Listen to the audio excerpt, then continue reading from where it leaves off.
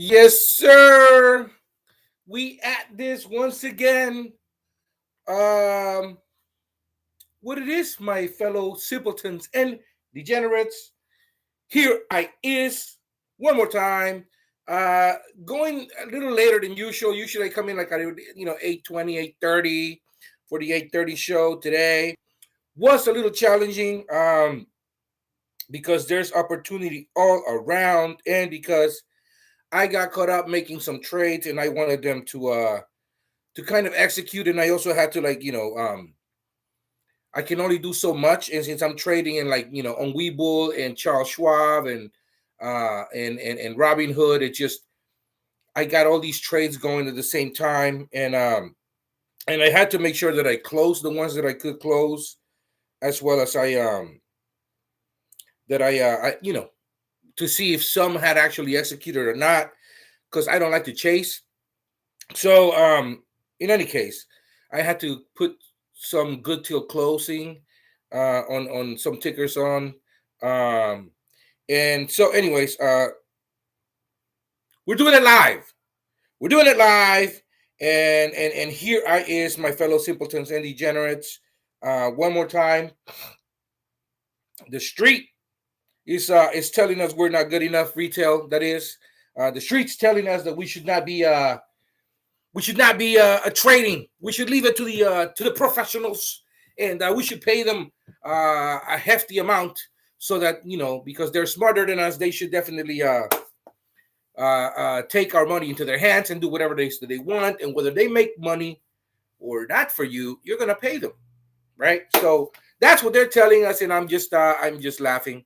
I'm laughing right now. Um, Made some cool trades this morning. I'm very curious to see what you guys are working on. I went in and I did some cash secure puts on Webull. I did some cash secure puts. I opened some cash secure puts on Rocket. I went in again on some more ASST. Um, I believe. Let's see. What else? What else? What else? What else did I work on today? I wrote some Nvidas, some NVTSs. I did some more Weebulls. I did some more C3.ai cash secure puts. Um, I sold some open door $8 cash secure puts on this little pullback, and I received a little over $2, I think, for these contracts. Let's make sure that I am, in fact, being accurate. Yeah, 205 and $2 for some $8 cash secure puts expiring in November. I'm obviously not going to stay on these all the way until November. I'm going to wait for the time to kind of erode some of that juice, and then on the first uptick to like $13, $14, I come back in and I close at 40-50% profit, and I'm out. Let's see here, what else? Rocket, RKT, um, cash secure puts, $20 cash secure puts out to, I believe, November or December, one of those. I brought in a little over $2 per share on that. Let me see here. What else? What else? What else? What else? I got out of my Tesla 190 cash secure puts for like a nice chunk of profit. I didn't want to wait another 14 months for that last $1,000. I actually ended up taking those $38,000. I had two cash secure puts, uh, and I think the $2,000 that I would have gotten in premium, I was able to make just a ridiculous, ridiculously more than if I would have just waited. I think I made over like $4,000 just in premiums, in like a fraction of the $38,000. So it's a good morning thus far, my friends. Um, let's see here. Let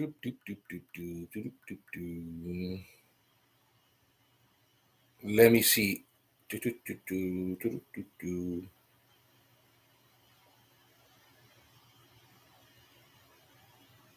Yeah. So I was able to get out paying for 1065 for those yesterday. I did it like right before market close and like a little uptick, right? And I put a stinker in and I got taken out. That's how it happens, you know. I think I got like $4,300 for each of those. I bought it back for like that's with rolling and all that stuff, right? And buying back at like $1,000, you know, clearing $3,300 per cash secure put. Not a bad deal, my guys. Not a bad deal. Anyways, what do we got here? We got Double D in the house saying good morning. Good morning, my friend. Yes, indeed. It is I, the Savage of Wall Street. Good morning, my fellow simpletons and degenerates. Um, Once again, here we are talking shop, seeing what trades we're working on, and trying to stay, you know, kind of even keeled. Although there's a lot of excitement going on, I see that a lot of the Savage 20 are actually they're showing us signals. You know, they're running. Remember, they run 10-15%. You sell cover calls, and if they go down 5-10-15%, you go in with some cash secure puts. And I went in with some cash secure puts this morning. Double D saying good morning. Alex is saying Savage. What up, Alex? Ricardo Canales is in the house. Jay Gill is in the house. CKT saying bought back some $15 October 17 cash secure puts times 10 on Rigetti. I sold for Rigetti. I sold for 143 on August 14th and bought back today for 41 cents for a 72% gain. That is a beautiful thing, CKT. That is how you do it. Kent's mom is in the house. Good morning, Kent's mom. Good morning, wherever you guys are. Curious to see where you guys are from. Because I do know I talk to you guys all the time, but I would like to know, since you guys are regulars, everybody watching me right now is a regular. So I'm curious to see where you guys are from. I'm from the San Francisco Bay Area in California. So if you guys don't know, I talk about it often, but you know, I'm pretty proud of Northern California, the area where I'm from. It's quite beautiful. And I do know that, the media portrays and shows certain things, and I assure you it's not like that bad. There are some areas that, you know, could use a little more help. Things are getting a lot better, but I mean, just like any cosmopolitan area, right? You're gonna have a lot of people in a very small area, and you're gonna see a lot of stuff, right? It's a lot of noise. And San Francisco is 7 by 7, 7 miles by 7. It's a small city. It is a small city, extremely small. And we have like all these people kind of in one little small place.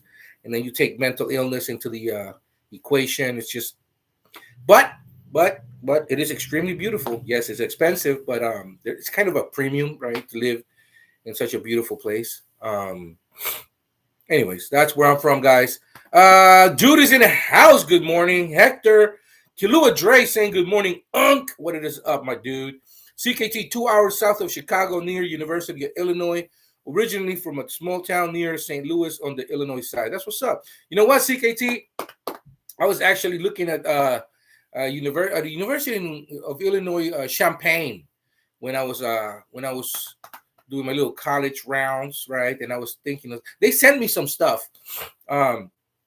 And I believe then I think the reason why I didn't go was because I really wanted to go Division 1 for wrestling, and I don't know if they were Division 1. I think they were Division 2 or 3, and in hindsight, I could have gone like to so many other places other than to where I went, because they ended up canceling the wrestling team on my junior year. It sucked because I kept the scholarship, but I had like no direction. I ended up like doing all these silly things.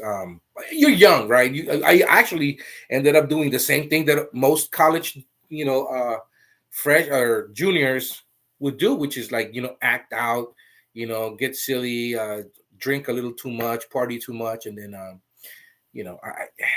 wish I would have gone elsewhere, because I think I would have taken more of an opportunity in the athletics part, but everything happens for a reason, my friends. Let's see here. Kilua Dre saying, I rolled my open calls to November 13 at a 13 strike. I'm sure you brought in some nice premium. Look, so I'm wondering as to why you rolled your November 13 open door calls though, because there's still so much time before then, and we're gonna go down a bit. We're gonna okay, November 31st, 21st. We're gonna go down a bit. I mean, it's have you see how? Okay, so this is the way that it goes, right? You go jump up, and you kind of stay there. People, have the euphoria, and then there's a sell off, right? The sell off hasn't happened yet for this leg, so it's kind of like consolidating. People are coming in, and the options are the ones that are like kind of switching hands like ever so rapidly right now, and it hasn't really been hit, so to speak, because it's kind of like 10 is kind of support at this point, and I think we're gonna go back to like 9-8. I mean, they're starting to hit it, right? Like you can see it, and it's kind of got to consolidate in a way. But let's see here. Doop, doop, doop, doop, doop, doop, doop. Yeah, so it's at 9:52. They tried to hit it this morning. It went to 9:13, right? Yeah, I went in and I did some cash secure puts, right? And I got like around $2 for them going out to November on the cash secure puts. I did the $8 strikes, and I mean I'm good till 6, right? So I figured that's kind of like a good place to be at if we were to get hit, because support's at 8, right? 850. And if they hit that, and I'm thinking, if they're gonna hit it, they're gonna hit it hard and deflate everyone's hopes and dreams, and they'll take it to like 6. And that's like the next, support, like 6-ish. And so that's why I went with the $8 cash secure puts for a couple of dollars, because it puts me at 6. And as soon as we do another little run to like 12, 13, we haven't hit 12, right, or 13, but as soon as we do a run up there, and we kind of touch it, those are probably going to go down to like, those two somethings are going to go down to like $1. And that's where I'm going to come in and close it. And then I'm going to, wait for it to get hit again. And then that's probably where I'm going to come in again with some cash secure puts. At this point, I'm just juicing the premiums, man. Like it's just, the big boys are in on it now, and they're kind of, when they take profit, it's going to be bloody. So thread lightly. I do know that I tell you guys take big chunks when you do covered calls, cash secure puts. That's the reason, because if you do weeklies, it's kind of painful. But don't be scared. This is the one when something is squeezing. It's kind of when you want to go in and do like maybe monthlies. Just to safeguard yourself a little more, and try to bring as much juice as possible. So this is where stink bids, right, and stink asks come into play. So you don't get caught out holding the bag. And if you do get caught holding the bag, you're not crying. Let's see here. CKT saying they are D1. I coach youth wrestling around the area. Oh, no shit. Okay, right on, CKT. See, I didn't know that. I think it's yeah, no, Illinois has some nasty wrestlers, man. I had a buddy who was from Illinois in college, and at the school where I went, and he was a head case, and he was just nasty. But yeah, the guy was he was from Illinois, and he was tough, man. He was tough. I stopped sucking weight, and it was really hard to beat him. Really hard to beat him. And we would always have, it was dog fights, right? But whenever I did beat him, it was because he's sucking up weight. And I think he was sucking up so much weight that he would lose a lot of strength. And I was one of those few people that I was just comfortable at my weight. And if they, I was really strong at 141s. And they wanted me to go to 133s. And I could have, but I tried one time, and like I just didn't have any energy. I was tired, and it just I was doing it for the fun of it. I wasn't trying to be the next Olympian and stuff like that. I really just enjoyed it, and I like learning how how to use your body as a weapon and all that stuff, right? But yeah, no, that dude was so tough. He was from Illinois. Kilua Dre is saying, had to otherwise would have been called away at 9. What is wrong with getting called away at 9? Where were you at? Were you at September 19th? If so, you could have waited till next week, and you could have rolled to a week out to 10s. I mean, if you're doing cash secure puts, or you've already written covered calls and you're juicing the premium, because he just dropped right now. Right now, he dropped to like 9, almost 9. You would have. That's the thing, when something is squeezing, it's gonna have like violent moves up and down. So don't be scared. Don't be scared to wait a little bit, and like I said, stink bids, and that's where it's at on these. Go to a lot of the University of One wrestling matches with the club. Oh man, that must be fun. That must be a lot of fun, especially in the Midwest. It's really tough over there. California actually has some very intense wrestling, man. Especially if you go to NorCal and you go to Southern California. Even in the Central Valley, actually the Central Valley, I would say, is the toughest, because you got all the freaking corn-fed kids there. Like you got your Bakersfields and your Fresnos. And those are some really tough areas, man. I remember I came out of the San Francisco section. We were not that good. We just happened to be very well coached. We had a coach that was actually a national champion, and he would just he would really, teach us a lot. And he wasn't one of those guys that was just like, extremely hard on you per se, but he was demanding. And he would just basically just ask you to ask yourself, is this as much as I could be doing? And then we had some really tough kids too, man. We had some kids that were just naturally gifted and extremely athletic, extremely fast, and then with good mechanics. That's the thing that we have. We have really good mechanics, and then and so we were really good, but but we had issues whenever we would go to like the Central Coast, and we really didn't have that much competition in the area, so we would always be really good. And then when we went and we saw really good competition, you had to adjust, and some of us had a really tough time. Obviously if you're really good, you're good, right? But it's just like, I wish we would have had way more tougher competition. But when I got to college, it all evened out, because everyone at in the area was just, if you're a college wrestler, you're fucking insane. You're good. So it just depended, But yeah, it's California's pretty tough. Nebraska's tough. I think Oregon's tough. Obviously, how's Wyoming doing lately? I think Wyoming's really tough too. Wyoming usually, like, fucking kids are really tough. Let's see here. I'm thinking same on open short term. Should see downside today, but some puts to selling one day or a few, depending on what happens, says CKT. Yeah, so right now, we've had a good run, right? In the last few weeks, but dude, we are up like 1,000-something%. It's the big boys that are playing here now, right? So I think BlackRock has a position, and I think their average is like $20, 24 bucks, something like that. And so I wouldn't be surprised if we saw a run up to 20, but it's just, there's going to be a lot of bumps and bruises in between then. And they're going to they're going to shake retail. They always do, right?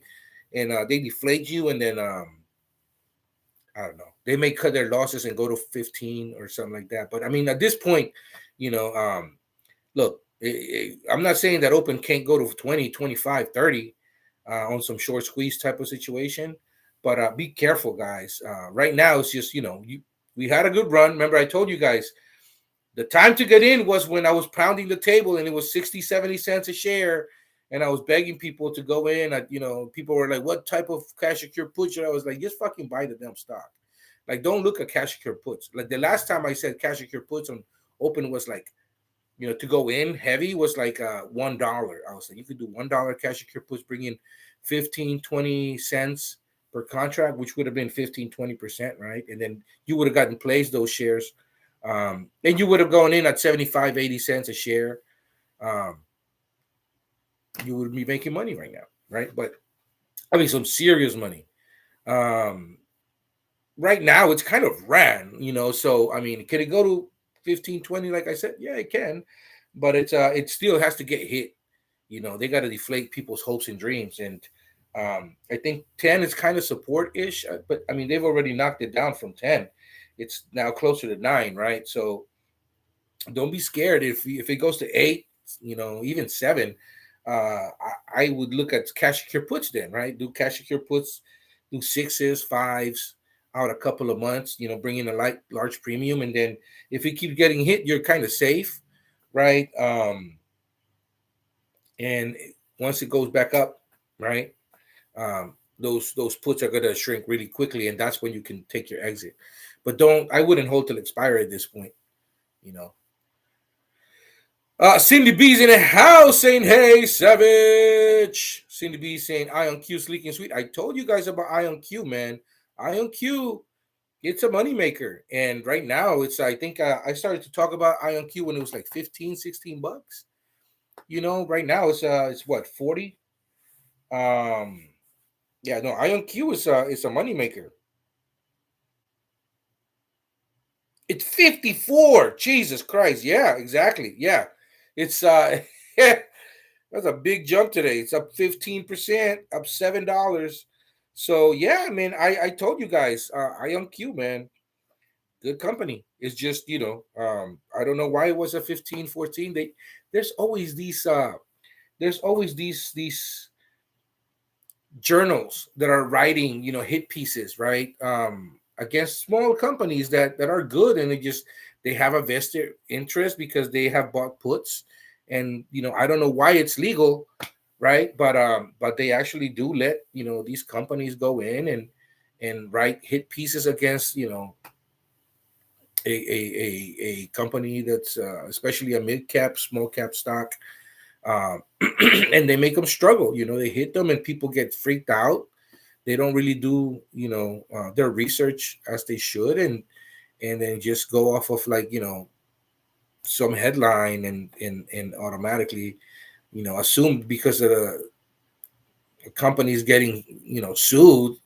Oh my God, litigation! What's going to happen? Let me take my money out, and then the stock tanks, right? But that's why exactly that's when I go in, and I say the stock is getting hit 15-20%. Nothing has changed. I'm going in with some cash secure puts, out a couple of months just to make sure that I'm, kind of safeguarded if it, for whatever reason it keeps tanking. And if it recovers, great. I just made some money.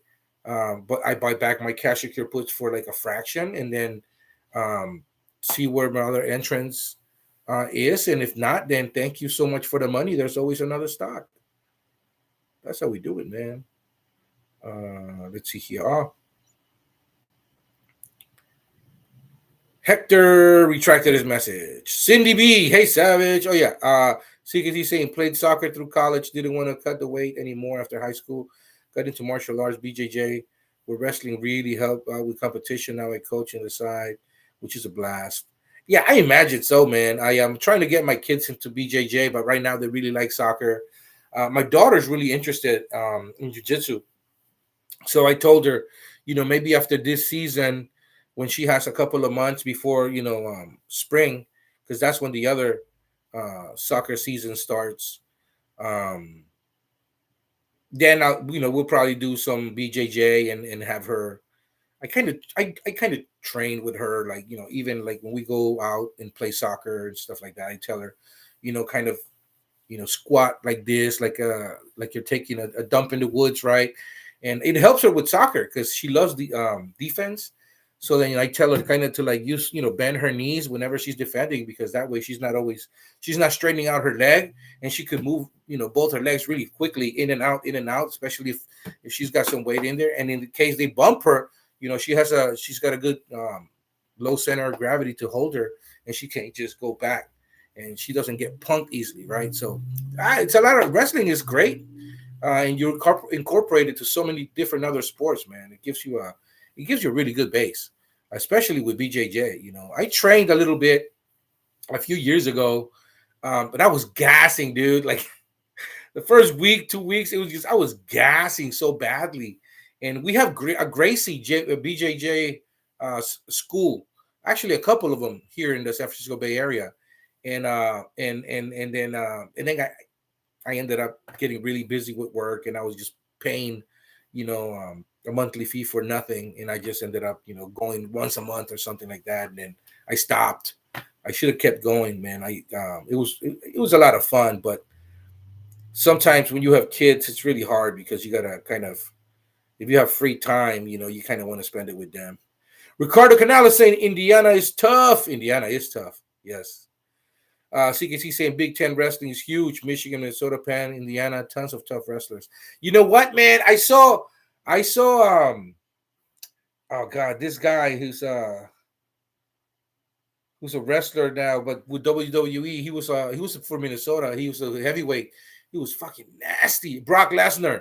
I saw him actually well, I was wrestling then, and I remember the Nationals, man. The guy, I I've never seen a human being that was just that fucking big, like to that point. Because you see, the heavyweights are usually really big, right? And until then, I think Stephen Neal, who was a California state champion, he was massive. I mean, the guy was massive. And these guys are not fat. See, when you think heavyweights, you think, oh, big chunky guys, right? But these guys are not fat. When you're a Division I wrestler, I guess Steve Mako was the difference because his fucking technicals were insane.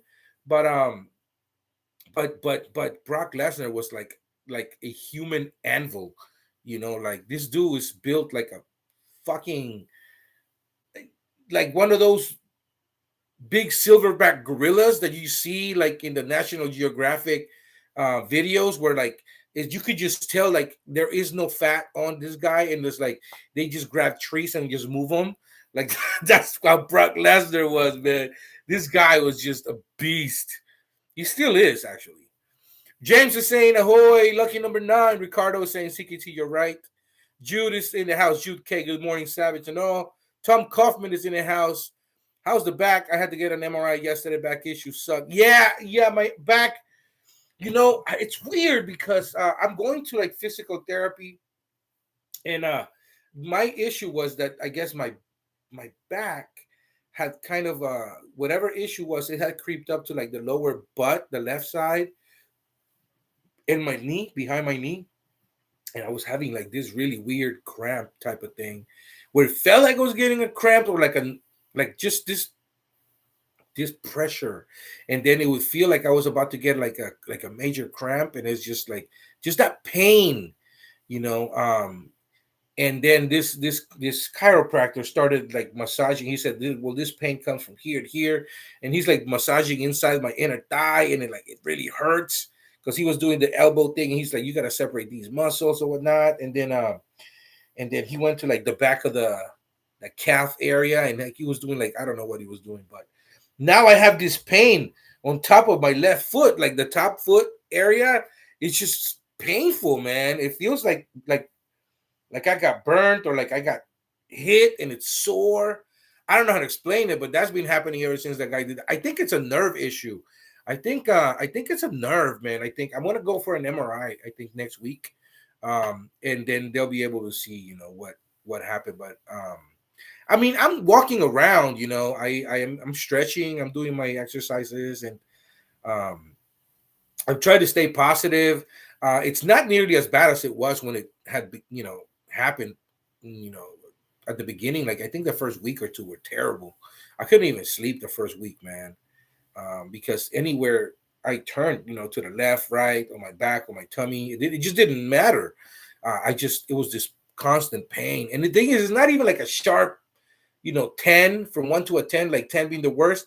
It was like a 10, it was like a 4, but it was like a constant 4 that just wouldn't go away. And it's just at night, right? That 4 just, it creeps up on you, and it just won't let you. And it's like, it gets you like desperate. And then because of the lack of sleep, it's even worse, but yeah, no, I'm hanging in there, man. I'm sitting on something right now, for comfort, and we're gonna get the MRI done. I'm doing physical therapy too, and chiropractor, and we'll see what happens. The doctor thinks that in another month I should be good to go. So I mean, I'm keeping my fingers crossed, right? Hopefully the MRI just doesn't show anything bad. It's like wear and tear, But if it does and it shows a pinched nerve, then we gotta figure it out. But I mean, there's things you can do about that. How about those logos for the Savage 20? Dude, there's so much going on right now. Between the trading and between the kids.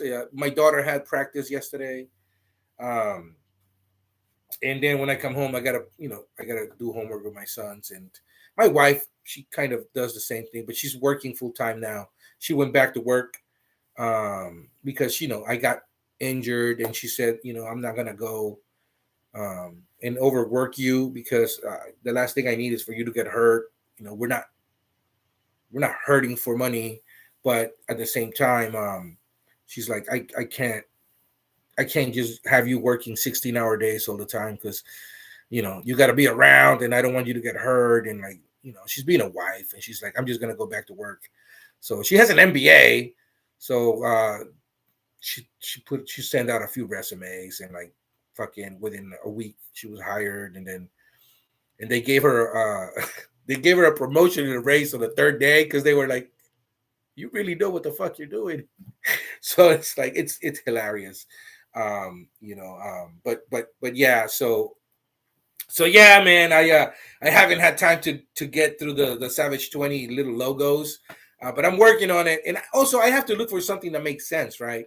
Like I can't look for like a big ass logo, and like it's got to be like smaller logos, like maybe like 1/5 or 1/6 the size of like this guy, and like put them like all over the place, like here, here, here, here, and like here, here, here, here, here, here, here, here, here, here, here, here, and then like here, here, here, here, right? So let me know, Tom. Let me know what's up with your MRI, man. Let me know what they say. Hopefully you're good, brother. I mean, I'm in my 40s, so degenerative issues are the thing, especially because I wrestled in college and high school, right? So like, and it wasn't like I was actually in some strong programs, so your body wears and tears a lot faster, right? But I mean, I'm still in my 40s, dude. Like, I don't feel old. I mean, I feel old sometimes, but yeah, I'm not in my 20s anymore. And I got to remember that, and especially at work. And I was assisting other people when I got hurt. I was lifting this really heavy thing, and there's two people on the other side and myself on this side, and I was like, well, I'm strong enough, and I should have had someone else there, but we were trying to move it really fast, and it didn't even. I was like, oh, I could do it, and I did it, but it was like when I set down the that case, with all the equipment, it's like 300 pounds. Um, I was like, ooh, I think I literally said, I think I just tweaked my back because I felt the click, right? I felt the pull, and I was just like, ooh. And then like, I kind of took a step back. I did a good old, I think I'm all right, and then like I tried stretching a bit, and I kept working for a couple of hours. And then, man, listen, this happened like around 5:30, 6 p.m. By around 8:30 p.m.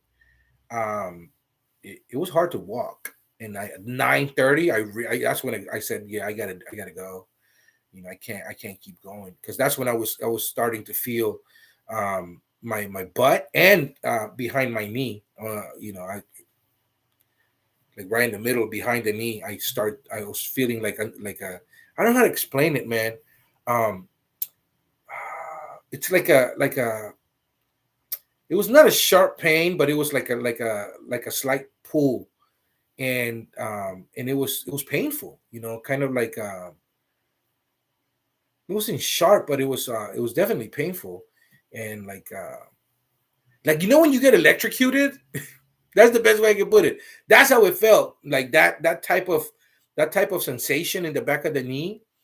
um yeah, like an electrocuted painish type of dull pain. And it was just, but it definitely made me kind of hobble a bit, right? Because I don't know, it was pain. So I'm like fucking limping, and then a buddy of mine had to be like, dude, you got to sit down. Let me pull up the car, and then we'll take you home, and yeah. And then the next day, I went home. I took an Epsom salt bath because I was like, I just need to stretch. I stretched. I put some ice back here, and I was like, I think I took like four pills, um, and I barely went to sleep, like around 1 or 2 in the morning, um, and I woke up like at 5, and to go to the restroom, and I took that first step. I was so tired that I forgot I was hurt, but I knew I was hurt. And I took that first step. And as soon as I took that first step and I put weight on it, I just, it was insane. Like I couldn't really get up. And then to get up, it was like somebody just thrusting a knife right like at my back. It was just terrible. And then that's when I just decided to like, call the hospital, call the doctor and all that stuff. All right, could be sciatica. The doctor said that I sometimes when when you do what I did, you could kind of slip a disc and kind of pinch your sciatic nerve. So she said that you could have also slipped the disc and it's just there, and it gets comfortable because it's not all the way out, but it's like it is kind of after walking a bit, because it's going like this to your sciatic nerve. It's like your sciatic nerve inflames and then you get pain. So yeah, it could be right, fingers crossed. But I mean, we'll see. Brock was massive. I watched him through his MMA career, and he ended up having the verticulitis. Even with that, he still came back and fought. Tough dude. He's a tough guy, man. He's tough guy. Cindy B said, "I think you need an MRI on your back. My son was just diagnosed with sciatica, and he could hardly sleep." Yeah, I'm doing an MRI, Cindy B, next week. I think Friday. If it's not that, then it's the following Friday. But yeah, I'm yeah. I'm 50. Yeah, I feel old all the time, says Ricardo. That's why I'm trying to, I like to stay active. I walk at least, sometimes, majority of the time, I try to walk at least 20,000 steps a day at work, because it's like, above the 10,000, and it's just, I'm heavier set. So I really have to walk a lot. I'm eating a lot better than I used to. I'm trying to stay off the sugar as much as I can. I'm trying to cut carbs. It's really hard because I'm Hispanic and we eat rice with everything and bread. That's like telling an Italian you can't eat spaghetti, right? Like it's fucked up. Or you tell a Spaniard that he can't eat ham. It's like it gets you right here, like right in the heart, right? But you know, I don't know, man. Something's gonna give. Something has to give. All right. So what do we got going here, guys? Let's see. SoFi, SoFi was down to 25.86, and it's up 50 cents since then. So SoFi is going to 30, guys. But it's gonna take time. Next earnings is going to be very, very, very interesting, because it could see 30. If it doesn't, it'll be interesting to see if they try to short it this time. There's still some short interest there. They definitely, it's not as much as they used to be, but it's still there. And I'm wondering if they're going to try to cover or what. On a nice run like right now, I think if you went to, when are SoFi earnings? You guys can check maybe. If you went to, say, November 21st, and you sold some 28 covered calls, and you try to get in 240, 250 for them, you're basically selling a 30.50. That's not the most terrible thing that can happen, especially if your average is like in the 8s, the 10s, right? I mean, if you want to make some money while you hold the stock, you don't have to. But definitely right on a day when it goes up like 5-10%. Um, AI, I wrote some cash secure puts on AI this morning. And I know that I usually say wait for it to go down 15%, 10%, 5%. But I have I had all this money, right, from those Tesla cash secure puts. And I was like, if I did some December 15 cash secure puts, um actually no, they were not December, they were January. Some January cash secure puts, it would not be the most terrible thing, right? So I got like $150 for them. I'm basically buying a 1350, right? It's 1630. Um, I'm totally okay with that. So it was just a couple of them. Um, then I did Rivian cash secure puts today. Just so you guys know, I went out to November 21st, and I sold some $13 Rivian cash secure puts, and I got 130 for them. So 10% basically, right? Return on investment out to November.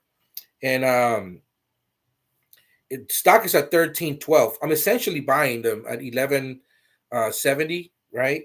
So nothing wrong with that at all, because I want more Rivian, right? It's a stock that I've been on. I'm heavy on it. I'm bullish on it. It's down already 6%. And I tell you guys, if a stock is down 5, 10, 15%, that's when you go in with some cash your puts. And if you've been really wanting it, you go in, and then you're like, I'm just not gonna pay what it's at right now. It's down 6%. It would have to go down another 6-7% to get to, like, where I'm at, as far as the break even, right? And yeah, like, I mean, totally okay with that. Rivian is going to be worth $20-$25 a share soon. How soon, we don't know, but if I say soon, that doesn't mean like tomorrow. It's like, give it some months, right? Wait for these rate cuts to happen. I think it'll be very interesting to see what happens with Rivian. But I did add some SOXS. The direction daily semiconductor bear leveraged. It's at a 52-week low. Same thing with the SQQQ, 52-week low, or close to it. So this is kind of when you go in and you take a little position, kind of start nibbling, because we're one bad cycle away from these going up. Not Tesla, Nvda and MAMD going down 5-10% in a day. It can definitely happen. It has happened. That means that these will go 15-30% upwards, right? So it's all good. You don't have to get in these. These are leveraged funds, so they read into those what that means. It obviously means that if semiconductors go up, these go down. If semiconductors go down, these go up, right? But this is leveraged on the 3x side. So for every 1% that semiconductors go down, this goes up 3%. All right. Let's see here. SMCI was looking good and got hit. ASHACHR Archer, same thing. I went in with some more Sentinel 1 cash secure puts. I did $18 cash secure puts out to October 17. And I got a nice 80 cents for them. So it's still there. Nothing wrong with that at all, my friends. I'm trying to buy more. And if I can buy at 17.20, totally okay with that. The stock is sitting at 18.18, meaning they have to come down, a few more cents for me to be in the money. It can definitely happen between now and October 17. I'm just looking to add more shares. I really like the company. The company is very well ran. Great CEO. They're signing contracts left and right. They're just earnings. They killed it, and they have a very positive outlook on the future. Right, the guidance was actually good. Unlike most companies right now that are having lower guidance, these ones are like, we're in cybersecurity, and cybersecurity threats are all over the place. We are going to make a lot more money. So, especially during downturns in the economy, whenever there's a recession, and it's looking like it, guys. We may be on it now, just so you know. Whenever there's a recession, cybercrime goes dramatically up because people get desperate. People um, start looking for ways to make money, and this is when people that are into like cybercrime, they fucking they're licking their chops, and then they start taking advantage of every weakness that they can find, and so cybersecurity companies go up in value because everybody needs them. Ricardo Canales says tortas, beans, and rice. I don't do tortas, but I definitely do the beans and rice. And a matter of fact, I just had some this morning, and with a nice little over easy egg, um, and some coffee. Good thing, my friend. James of the Trees is saying SoFi earnings are at the end of October. So yeah, so then November are beautiful rights because you could take advantage of from now till November, right? And then right before earnings, um, you go in and you could take advantage of getting out way before earnings and then just taking your money and running and then waiting for earnings and see what happens. Ricardo is saying not seeing any big movers today. GME is sideways. What do you mean no big movers? There's big movers today, my friend. Um, Ion Q is up 17%. That's a big mover. It's one of our Savage 30, Savage 20. Rigetti, up 15%. That's a Savage 20. Open is down 12%. That's a Savage 20. Nano Dimensions has earnings today.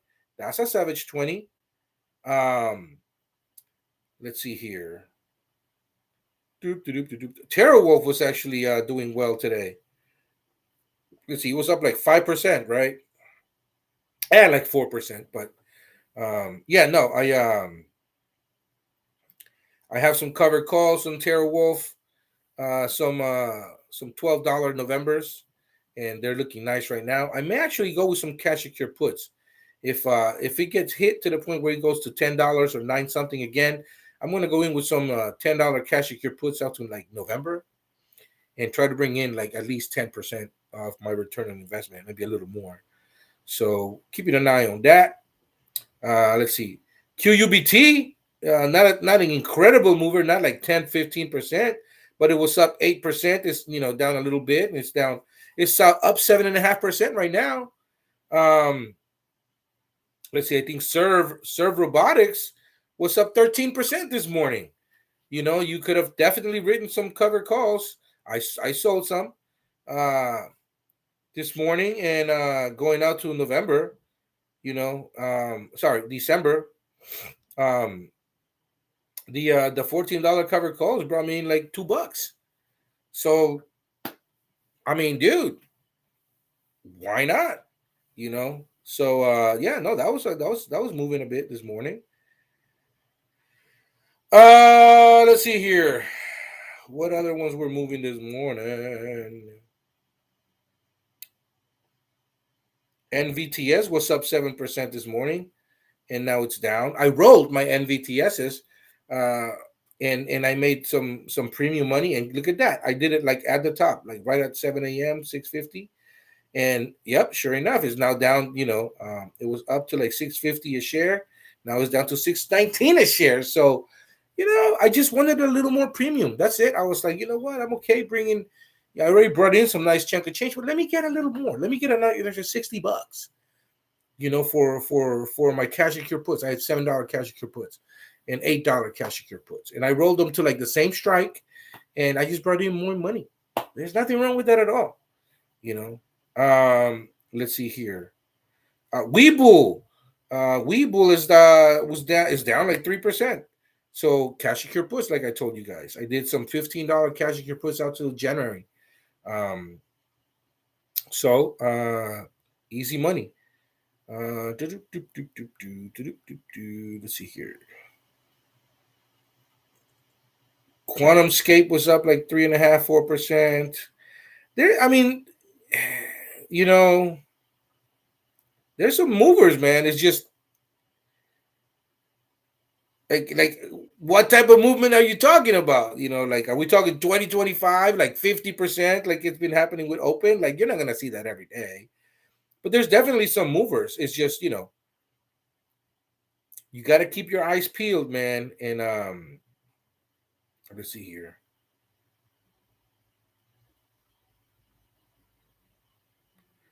ORGN was up like 4% this morning. That's another Savage 20. It's 55 cents a share, guys. So don't feel like you only have to go into like 10, 15, $20 stock. You really could take some premium from some covered calls and cash secure puts and buy 100 shares of ORGN for shits and giggles.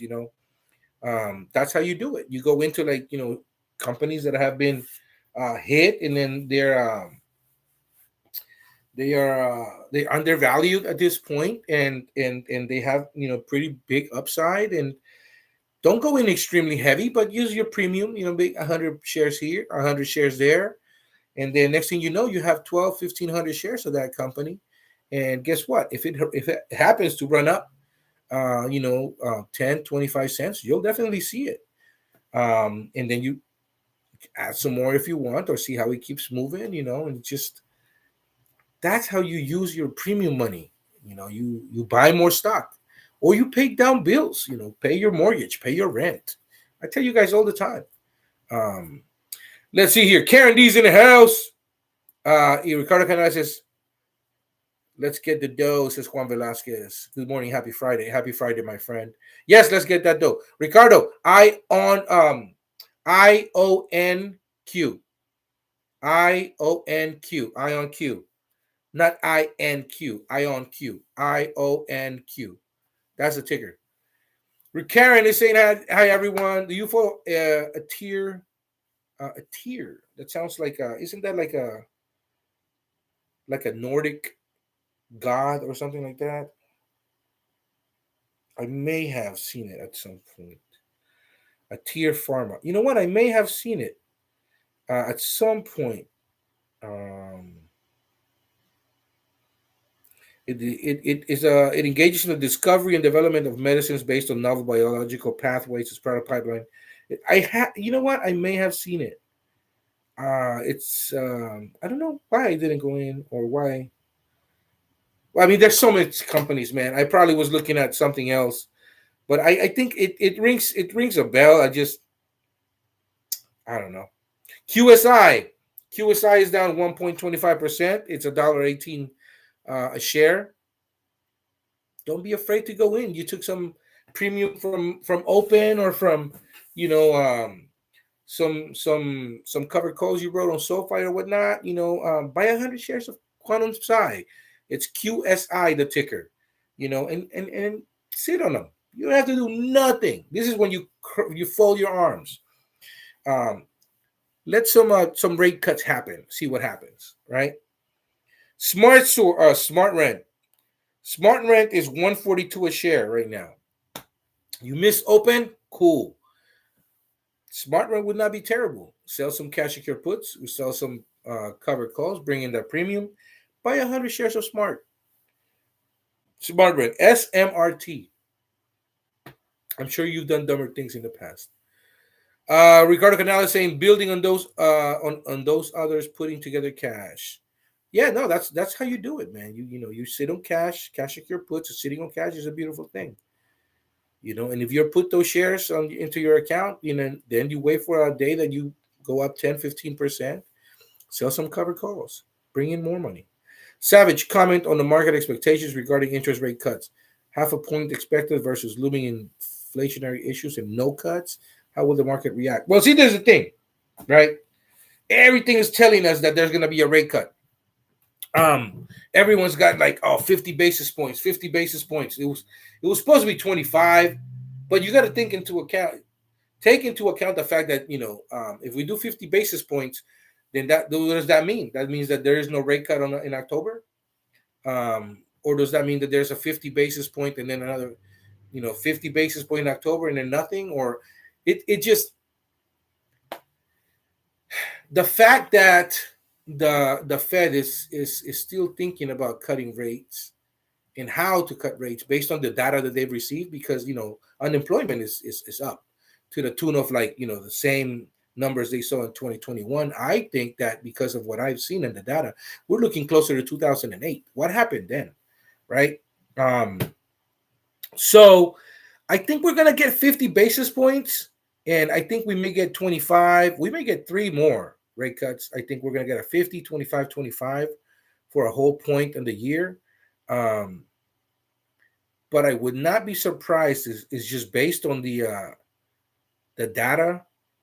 Jerome is kind of hesitant to cut rates next week, and this is like obviously just my own personal take. And obviously, there's experts that would probably know more, but it's just I think that he's just the Fed has to wait until it's too late. You know what I mean? He's trying to thread that needle, um, and so I mean, inflation is like almost 3% right now, right? Based on the numbers that we just received, CPI, um, and PPI. Um, Unemployment's high. Um, People are not making as much money, and we have all these other issues. But the stock market is obviously roaring, right? We just closed at like at levels never seen before, on the Dow and the S&P, right? So you have all these like signals. He can go either way, and he'd be okay to do so. But I think just based on what he's done in the past, I would not be surprised if he says no cut on this one. um, we're gonna see the data that just happened, right? Um,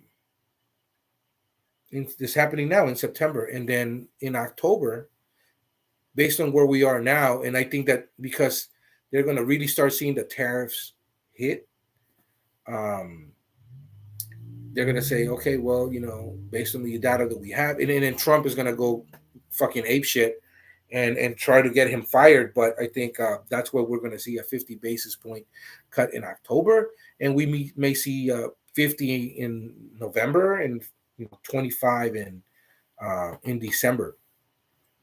If he doesn't cut, right? If he cuts, he's gonna cut 50.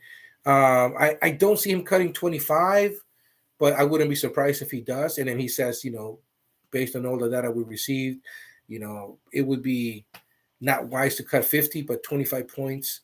Um, it's a lot more palatable. And then based on this information, we're definitely looking at a rate cut in October, and I think that would appease people. And then the markets are gonna fucking soar. And he says we want to look at September data for October and see if we want to stay the course or if we want to be a little more aggressive. He can say that, right? And that, what would that tell you? That will tell you that we are definitely cutting in October, and it'll be one of those things where people are gonna be happy if he cuts 25, but they're gonna go ape shit if he cuts 50. So I don't know, man. It's just there's a reason I'm not working at the Fed. So, but I do not. I think sitting on cash is wise right now, right? If the stock market rips, then it rips. Great, you sell some covered calls. But if it tanks, you have cash in store where you could go in with some cash secure puts and just really, take some good positions in some companies, and so don't get caught flat-footed. Have a plan either way. That's basically what I'm saying, right? And so that's just I always have plan B, C, and D. That's why it's hard. It's rare for me to get caught and be surprised at things because I've already planned in case these scenarios play out. Cindy B saying Lucid is almost down 5% today. What do you think about cash secure puts? Stay away from Lucid right now. I sold my Lucid like 2 weeks ago.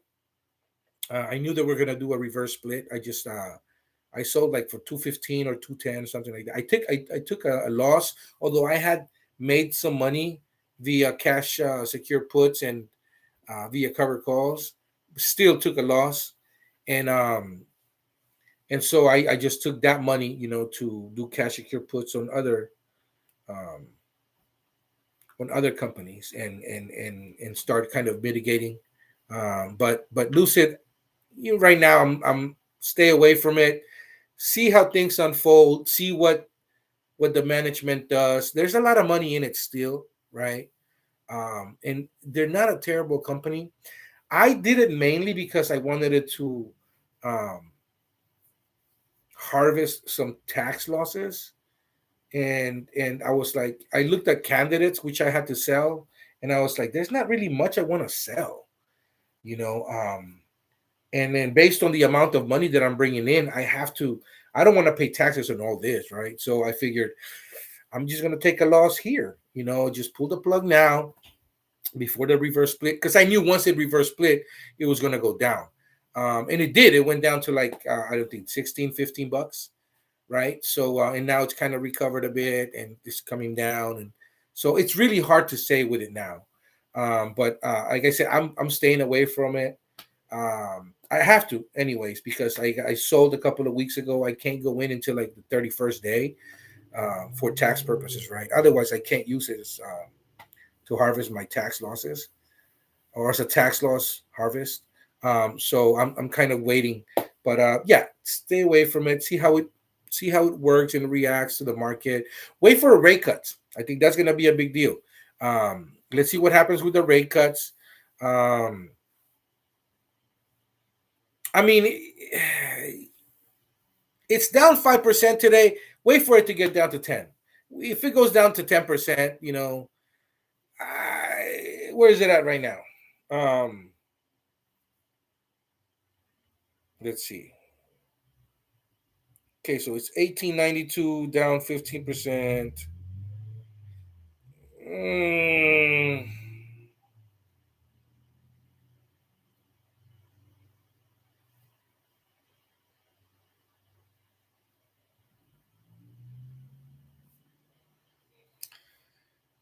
okay. Oh wait, I'm way.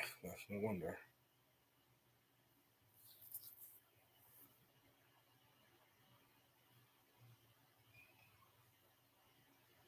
I mean, if you really want it because you think that there's a lot of room for improvement there, but you really wanna take a position. Look at the $15 strike, cash secure put wise. You're basically $4 away from it, right? December cash secure puts ask for 150, 150, 152. Um, that's what I would do if I really wanted to go in. Because you're basically getting paid, 10% of your money right off the bat, and you're protected until 1350, right? So it's 1892. I mean, it would have to come down, $4. Yeah, not terrible. That's what I would look at. Let's see here. CKT, QUBT January cover calls at 18. Just fill for 309 times 2. Good job, CKT. That's how we do it. You basically took in almost 20%, right? 18%. And you're basically buying for, $15, a little under. You know, QUBT. QUBT is a good company, man. When everybody's into quantum, it's going to be too late. This is when you start taking positions. Um, I I would have done that on a red day. But I mean, if you're looking to get those shares put into your account and you're looking to own it, I don't see a problem. I don't see a problem at all. Um, I mean, I wrote some cash secure puts, some 15s, um, and I got 170 for them, 170 and 190, and those expire in October. So pretty much you're going in at 13. I mean, sorry, no, you're going in at 15.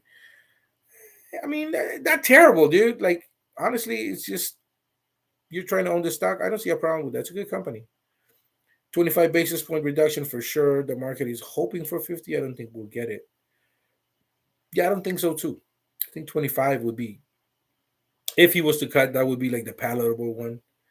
And if he didn't cut, then 50% for sure for October.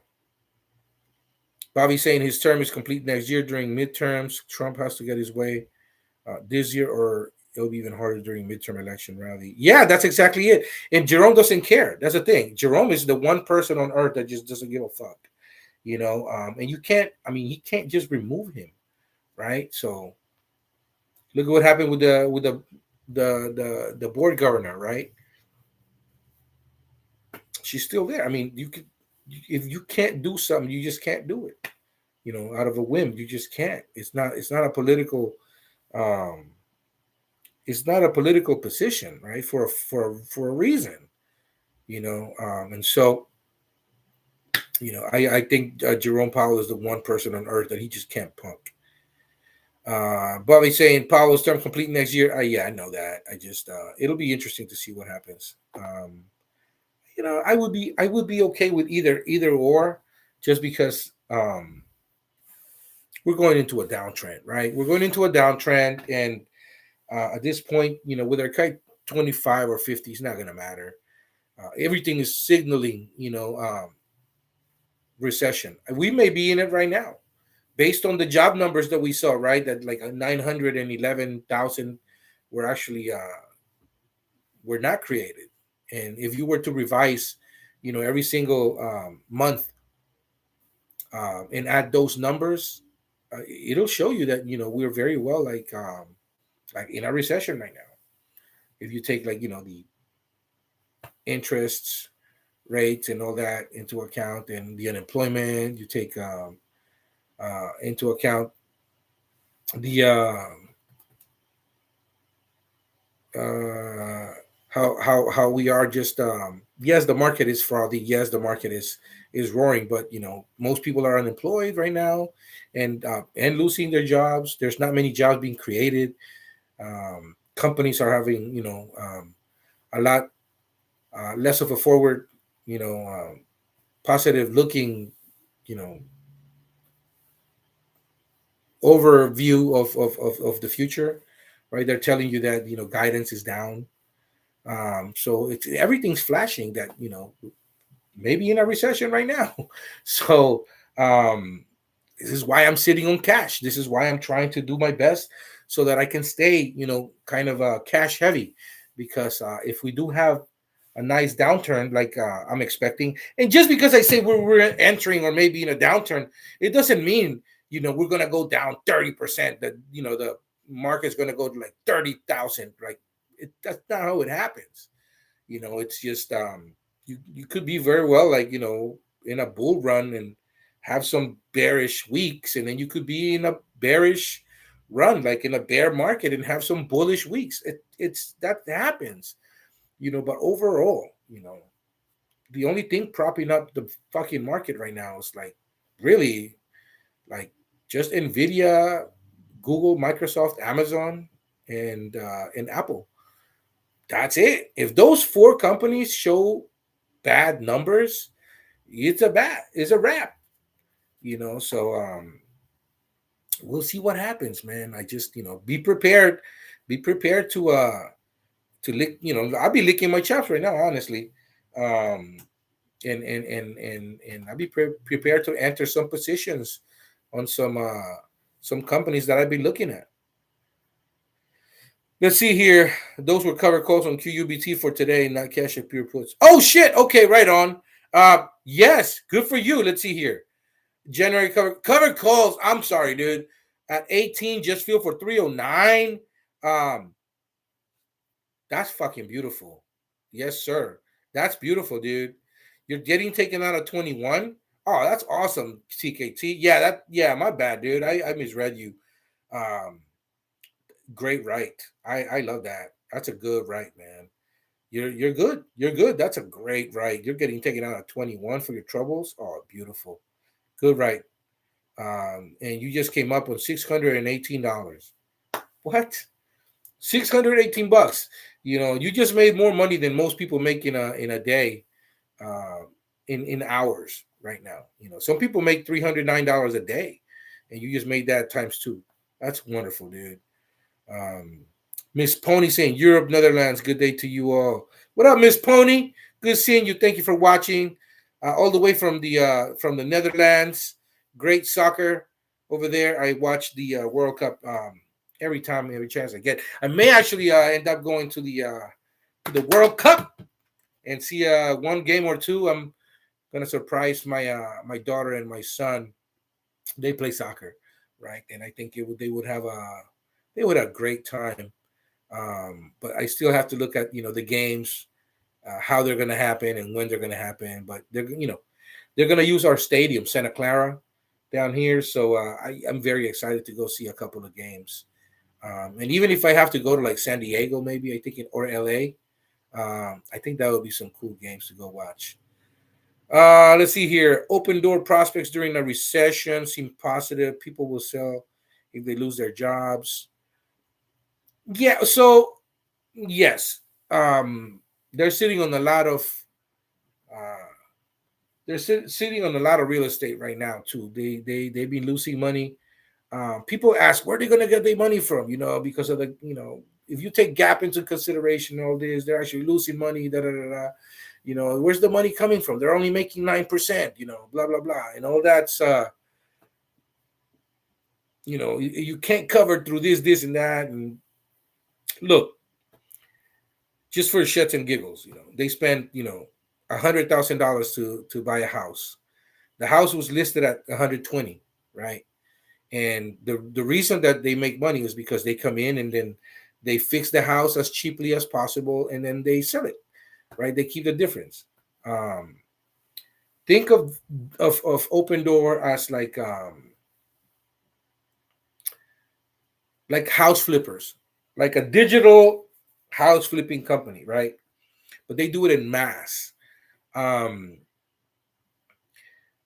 the lower the rates, the better, right? They can take out loans for a lot less money. People can take out loans for a lot less money, and if there's an economic downturn where you know houses become more expensive because when interest rates drop, houses actually become more expensive.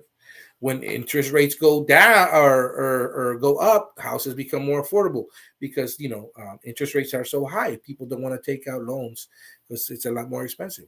So anyway, so the pricing of the houses is going to go up. People are going to sell, and they're going to say, "Yeah, we're going to come in. They're going to clean up, right?" And they don't sell right away. They look at the market and they're like, "Where is it hot at?" They have people that are smart and that work in the company that look at where to take the best profit, and then they'll sell the house for a 10% profit. And even if they were to lose say 5 to 6% um, on all these different overhead expenditures, right? They still keep 4%, right? So like that's $4,000. You multiply that by a million homes, right? How much do you have? They're sitting on a lot of inventory at this time, and so um, let's see what happens, right? Let's see how they cut costs. I think they could cut costs uh, tremendously by using a lot of AI. How does AI sell homes? Well, AI doesn't sell homes, but AI puts out a lot of marketing. This is all about marketing, right? AI AI can take care of like a lot of the paperwork, right? And you're gonna have like an agent that goes and takes the signatures, and a lot of the times you could do DocuSign for a lot of things. So they can cut expenditures quite a bit. Um, let's see what Open Door does. Let's see rates get cut. Let's see how the company, you know, how the company is going to handle, being in the limelight for a bit. I think that fair market value for Open Door right now is closer to $8, $6 a share, right? That's what I think. Now the thing is that the shorts got fucking greedy, and they tried to short the stock to zero when, it was losing a lot of money. And so I mean they were literally trying to delist it, and it was about to go into like a um, reverse split situation, right? And it didn't, because the stock is $10 now, right, or close to it. Um, things have to settle. Things have to settle. I think a lot of the same people that were into GME are now into Open Door, and it's not going to go to zero. I think that people are just not going to sell, And although GME is not, is not going to go to $400 or $500 a share like it did before, right? GME is easily a $40 stock, $50 stock. Now it already split 4-1, right? So right now, essentially, it's $100 a share before the split. So remember, it was $2 a share, $1 a share at some point before they try to when they were shorting it to like oblivion. Right now, if you take the numbers now, combine them, um, it's $100 a share. So Open Door hasn't split yet, right? And I don't think it'll go back to like 50 cents, $1 a share. It's just not going to happen. Um, let's see how it reacts to the rate cuts. I see Open Door closer in the next year or two, like at $20 a share, right? That would be cool to see it there in like another year or two. Um, but in the meantime, I'm having fun going through cash secure puts and cover calls and maybe rolling and then taking my premium via cash secure put, and then buying back like at a fraction and doing it again and again and just getting paid, which is funny to me because the stock was just like 60, 70 cents, right? And I was pounding the table telling people to buy Open Door. But anyways, it is what it is. We are where we are. Uh, Bobby X is saying if the World Cup is in your city, you go. Doesn't matter if you like soccer or not. It's a world event. Yep, I agree. I agree. But I have to choose the games, right? Um, Not to say that I wouldn't watch a game. If I'm gonna spend that much money, it might as well be like a cool soccer team that I've been looking at. Like I would love to go see Italy play, or Spain, or Argentina, or like Germany. France. I'd love to see. Let's see. What's another team Portugal would be cool to watch.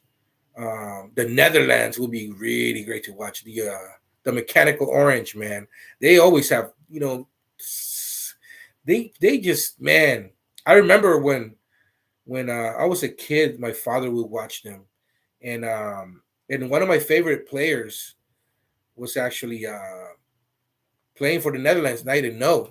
I was following Wesley Schneider, and I remember because he was a little guy, but he was just God. He was insanely good, and he was. I mean, before Messi, he was Messi, right? And I'm not saying that he's just as great as Messi, but he was up there.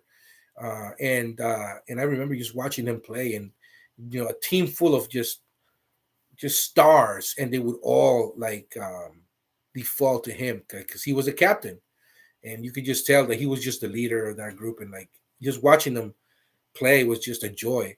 I remember watching him and Robin, and oh my God, who else was playing then? I forget the names, man, but those two guys were just insane, and it was a joy watching the Netherlands play. So I would love to go see the Netherlands. Who else would I like to see? I'd like to see Mexico play. I think that would be interesting. I think it'd be nuts. Um, what's another team that I would enjoy seeing? Oh Jesus, let's see here.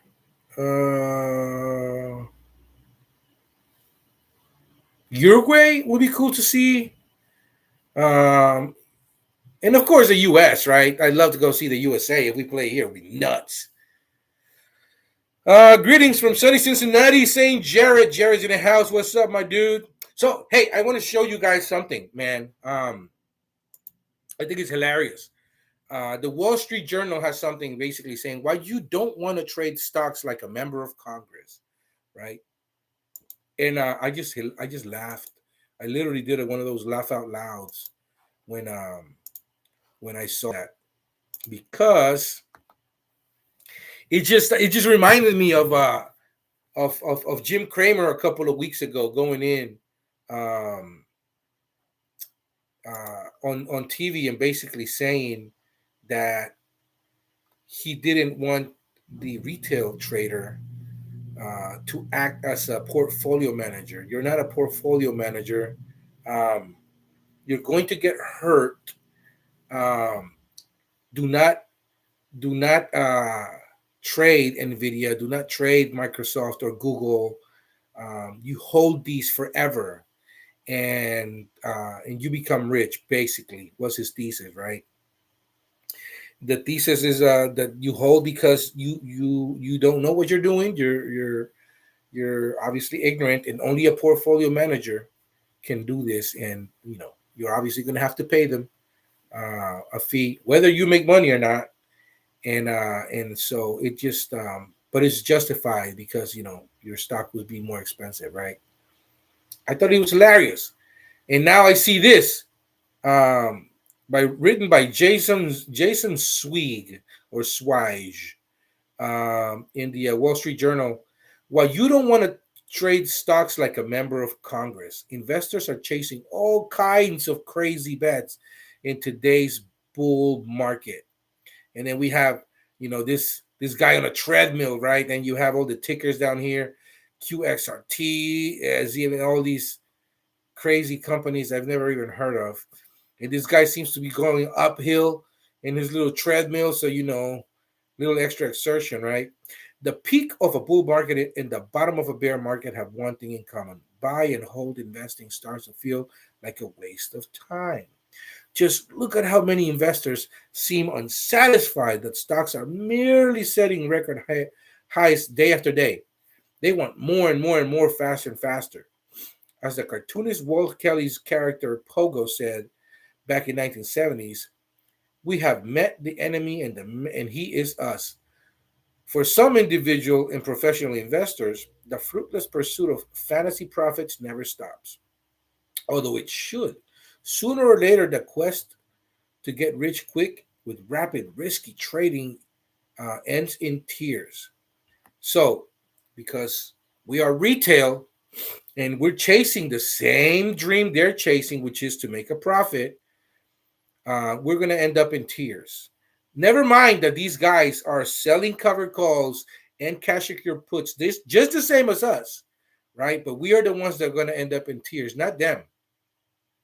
Out of 672 launches of new exchange traded funds so far this year, according to FactSet, 28% are tied to a single stock and 25% are leveraged, amplifying the daily gains or losses of the underlying asset.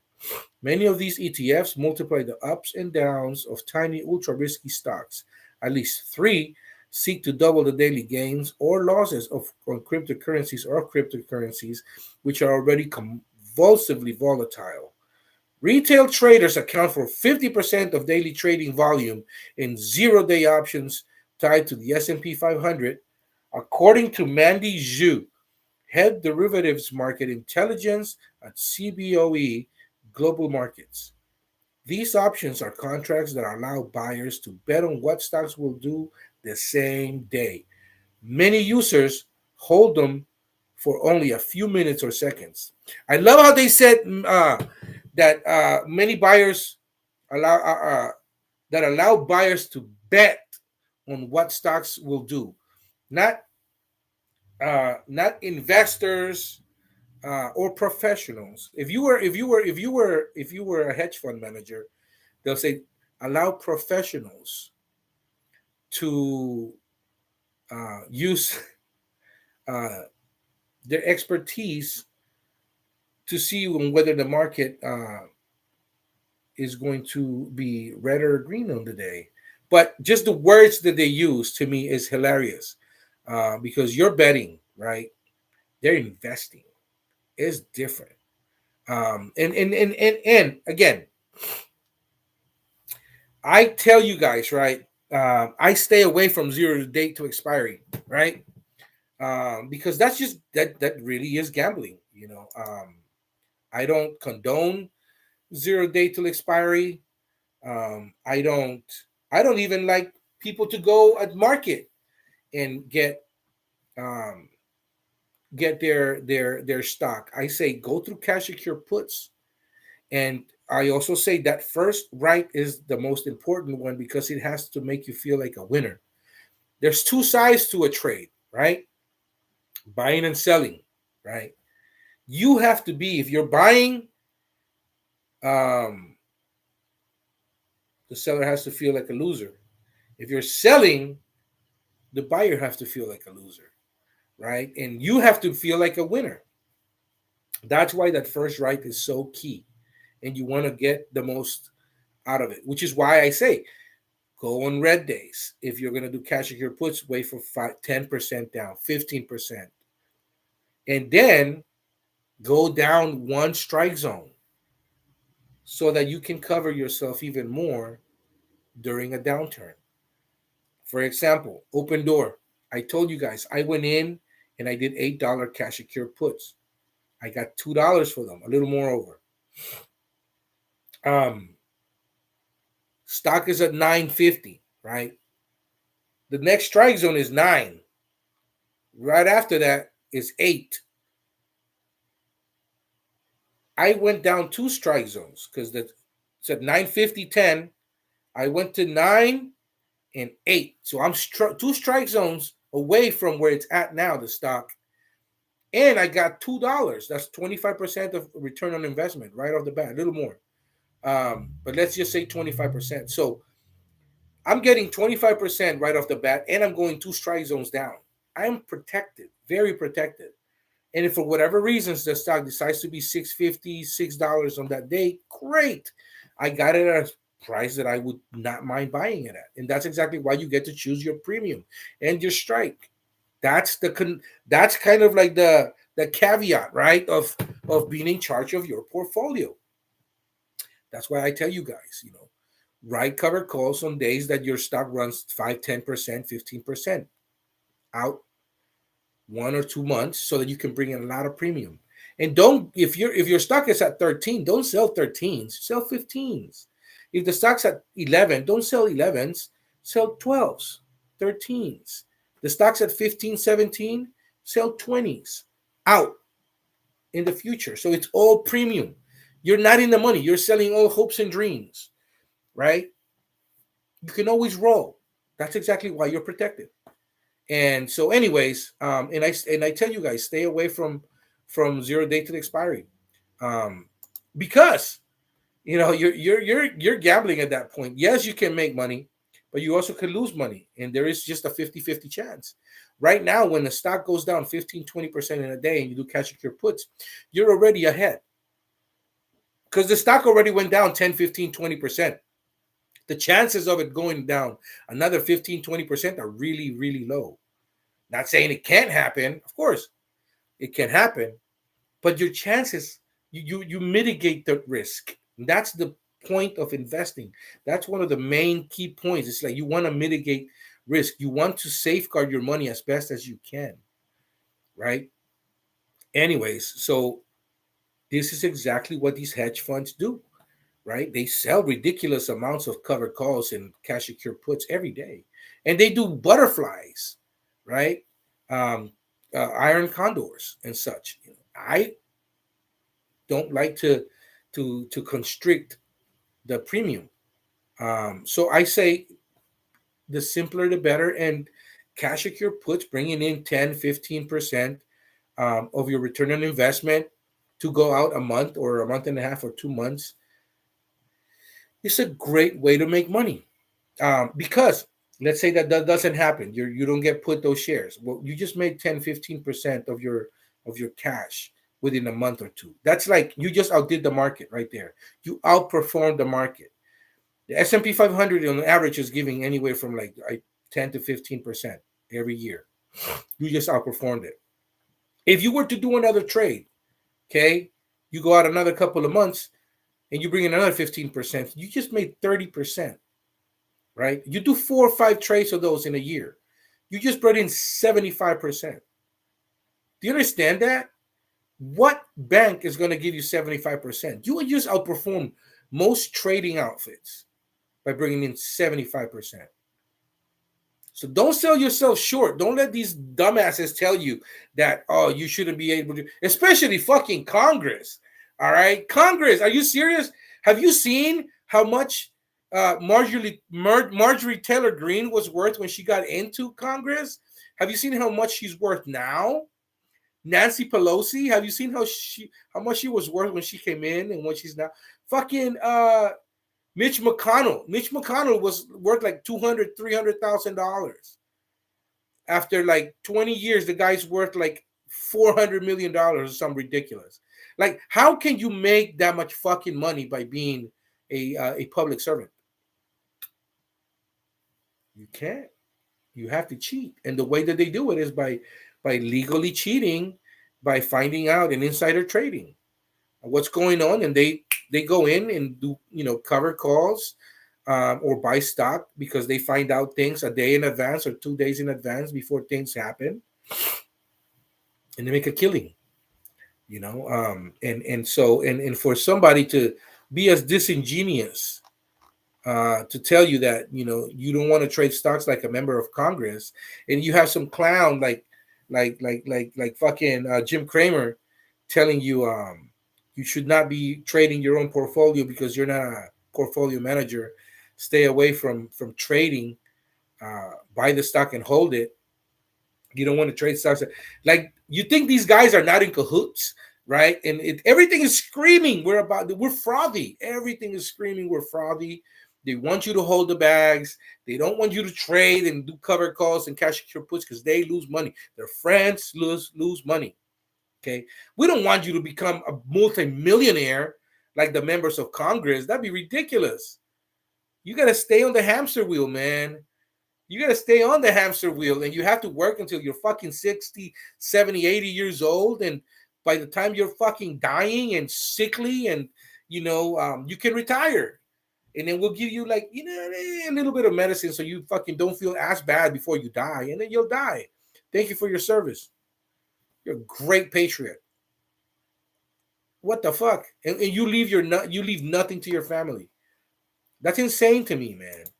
Anyway, so I wanted to share that with you guys because I thought it was fucking hilarious that I got to read that. And I think I've told you guys about the Jim Cramer comment a few weeks ago, and I fucking lost my shit because I actually went live when I read that because it's like at 5 p.m. or something because I couldn't believe what I heard, and it was just.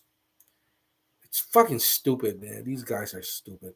Greetings from sunny Cincinnati. Go SoFi, Jared. You should want to trade like Congress. Yeah, I want to become a multimillionaire. Miss Pony saying Orange Army is the best. The Orange Army is good, man. Bobby Jackson saying it surely isn't the fact that brokerage software acts like an assets manager now. It's exactly it. And good luck getting on the phone with somebody. I wanted to find out about these warrants with Robinhood, and I was trying to get on the phone with somebody, and they didn't get back to me. And so, because I want to hear from them, because I want my warrants. Miss Pony saying, your players. Yeah, man, I know my players. I follow soccer. Juan Velasquez is saying, I didn't make money doing 0-day tool expiries back in July, but I did lose shitloads on IBM writing the call credit spreads on daily basis. Now I'm into playing the game for sure. Lesson learned. That's exactly what I'm saying, Juan. I'm saying you're not them. You don't have the most extreme, most expensive internet service that money can provide. Those guys honestly have the fastest internet possible that money can buy. The trades go out and in like 1/1,000,000th of a second, because seconds in that world mean millions of dollars. So you're never gonna beat them. You're never gonna beat these outfits. Don't try. But what you can do is put yourself in a better position, by looking at what the stock is telling you. Don't try to time the market, man, because nobody knows what the fuck the market is gonna do. All right, not Warren Buffett, not Jimmy Buffett. What do you know? You know where the stock is telling you now. Well, you know where you're at. I know open door is 888 right now. That's what I know, right? I know that it's down 15% this morning, right now. Profit taking. I told you guys, $10 is kind of like, the metric, and then it was kind of the ceiling or support. It's broken down. It's going to eight. If it holds eight, good thing. If it doesn't, it's going to six. Great. That's when you go in with some $5 cash secure puts out to like November, bring in $1.50, $2 a share, so you're protected to $3, and see what happens. If it gets hit to three, $2, great. That's where you go in to cash secure puts for like 150s, right? Or better yet, you buy it, at market price, and then you do a right, or wait for it to like recover a bit, 10-15% on a day, and then you do a covered call, sell some fours, right? And that's the way the game is played. You're never gonna outperform these guys, outthink them. They're using algos. They're using the most expensive fucking software there is on earth, and they have the fastest internet. What do we know for a fact? I know Rigetti today is 1912, up 14%. I know that if I wanted to make some money because I bought it at $12, right? I could go out to November 21st because I would get a big chunk. I would sell a call, and I would sell a $20 call because it's 1909. It already ran 15% at least this morning. So I'm basically selling for 285, 283 right now, bringing in $283 on your $20 covered call. What is wrong with that? You're essentially selling for $22.83, almost $23 a share. What is wrong with that? You bought it at 12. You sell for a $900 profit. What the fuck?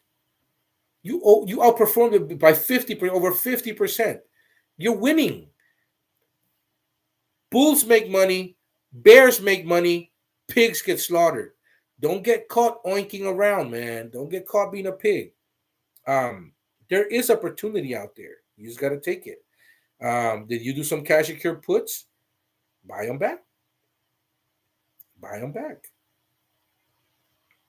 I have several. I have 10 Rigetti $15 cash secure puts right now that I sold $8.29, and right now I'm up 60%. Guess what I'm doing? Nothing. Nothing. I'm gonna do nothing. I'm daring the market to put those shares in my account. And next week, those are gonna get that much smaller. Doesn't matter. I'm here to make money, my friends. It's not personal. Um, let's see here. What else is going on? What do I know for a fact? I know for a fact Rivian Automotive is 1310 right now. 1310. If I wanted to get into this trade and start, the process, getting into a position with Rivian, I would sell a $12 cash secure put, expiring in November 21st, bring in $90. So you're essentially buying that 1110. You really, really want the shares? $13 cash secure put, 135. Ask for $135 to buy Rivian at $13 on November 21st. You're essentially buying for 1165. What is wrong with that? This is a $20 stock easily, if not 25. It's got no business being down here, but it is. It's heavily shorted, but that's fine.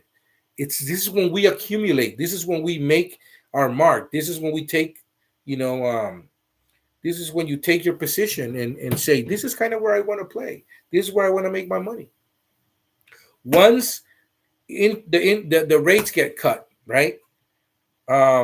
This company's going up, man. They'll be able to borrow for a lot cheaper, right? Why not? SOXS is at a 52-week low right now. Actually, close to it. 627 is a 625 is a 50-week low.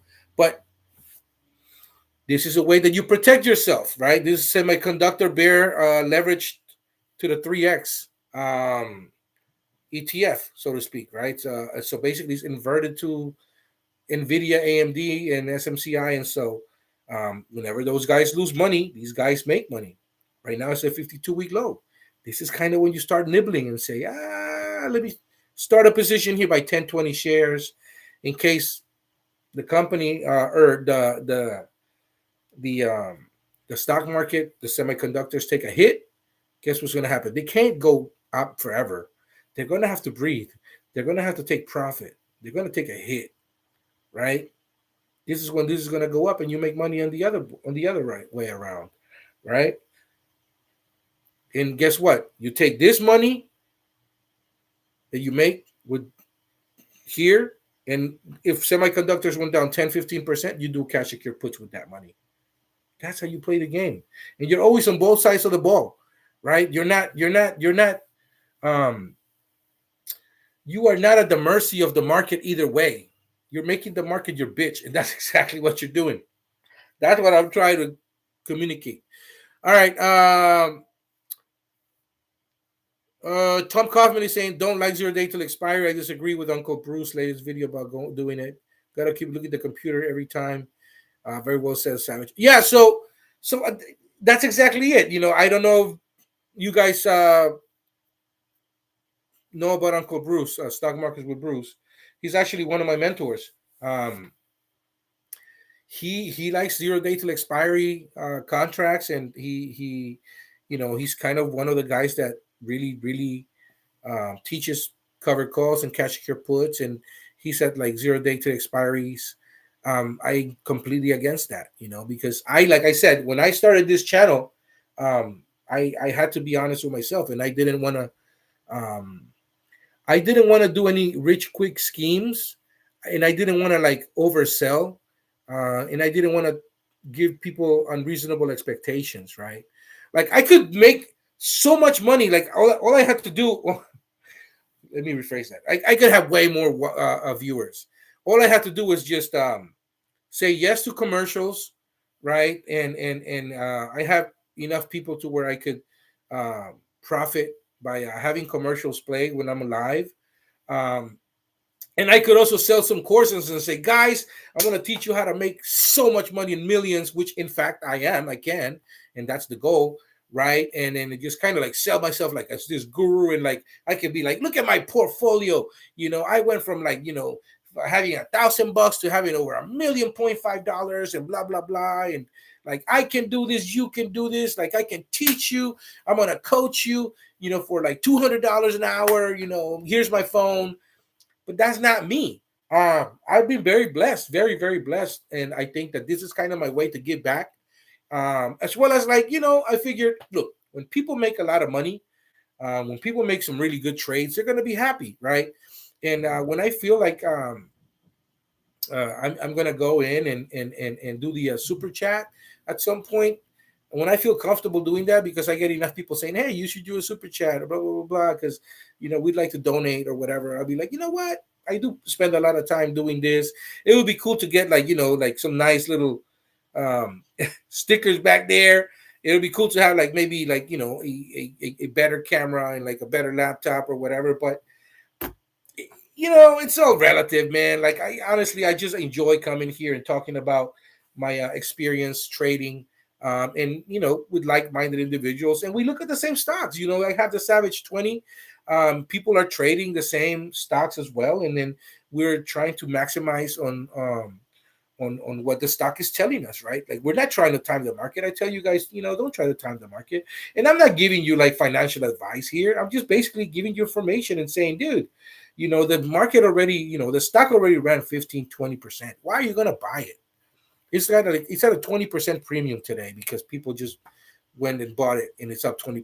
So like, why would you do that? Why don't you instead, look at companies that have been hit and are down 15-20%, in a day, and then you go in through a cash secure put, bring in some premium so you can make some money, right?